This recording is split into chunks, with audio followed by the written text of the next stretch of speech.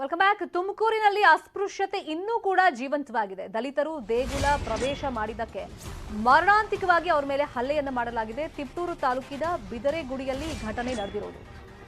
ನಾವು ಆಧುನಿಕತೆಯಿಂದ ಎಷ್ಟೇ ಮುಂದುವರೆದಿದ್ರೂ ಕೂಡ ಈ ಅಸ್ಪೃಶ್ಯತೆ ಅನ್ನೋದು ಇನ್ನೂ ಕೂಡ ಜೀವಂತವಾಗಿದೆ. ನೋಡಿ, ಬಿದರಾಂಬಿಕಾ ದೇಗುಲಕ್ಕೆ ದಲಿತರನ್ನ ಸವರ್ಣೀಯರು ಬಿಟ್ಟಿಲ್ಲ.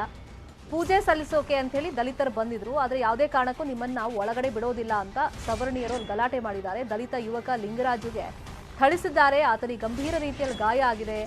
ಆತನನ್ನು ಆಸ್ಪತ್ರೆಗೂ ಕೂಡ ದಾಖಲು ಮಾಡಲಾಗಿದೆ. ಶಿವಕುಮಾರ್ ಹಾಗೇನೆ ಆತನ ಸಹಚರರು ದಲಿತ ಯುವಕ ಲಿಂಗರಾಜು ಮಾತ್ರ ಅಲ್ಲ, ಆತ ಸೇರಿದಂತೆ ಇನ್ನೂ ಸಾಕಷ್ಟು ಜನರ ಮೇಲೆ ಹಲ್ಲೆಯನ್ನ ಮಾಡಿದ್ದಾರೆ ಅಂತ ಹೇಳಿ ಆರೋಪ ಕೇಳಿ ಬಂದಿದೆ.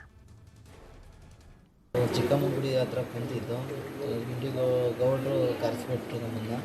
ಬರೀ ಏನೋ ಮಾತಾಡಬೇಕು ಅಂತ ಹೇಳಿ ಅವರು ಈಗ ದೇವಸ್ಥಾನ ಹತ್ರ ಹೋದಾಗ ಚಿಕ್ಕಮ್ಮಗುಡಿ ಹತ್ರದಿಂದನೂ ಮಾದಿಗ ಅಂಥವ್ರು ಇಂಥವ್ರು ಅಂತ ಬೈಕಂತ ಹೋದರು. ಲಾಸ್ಟಿಗೆ ದೇವಸ್ಥಾನಕ್ಕೆ ಹೋದಾಗ ಅಲ್ಲಿಗೆ ಎಲ್ಲ ಒಂದು 20 ಜನ ಸೇರ್ಕೊಂಡು ಎಲ್ಲ ಸೇರಿಸಿ ಹೊಡೆದ್ರು. ಎಲ್ಲರೂ ಮೈ ಕೈಯೆಲ್ಲ ಇದು ಮಾಡಿ ಕೈಯೆಲ್ಲ ನುಂಚಿದ್ರು. ಜಾತಿನಿಂದಲೇ ಬರೋದು ಮುಜಾ ಇಲಾಖೆ ಸೇರಿದ್ರು. ಅಲ್ಲಿ ಏನು ನಾವೇನು ಇದು ಮಾಡೋಂಗಿಲ್ಲ, ಒಂದು ಹಣ್ಣು ಕೈ ಸಹ ಏನು ತನ್ನೋಂಗಿಲ್ಲ.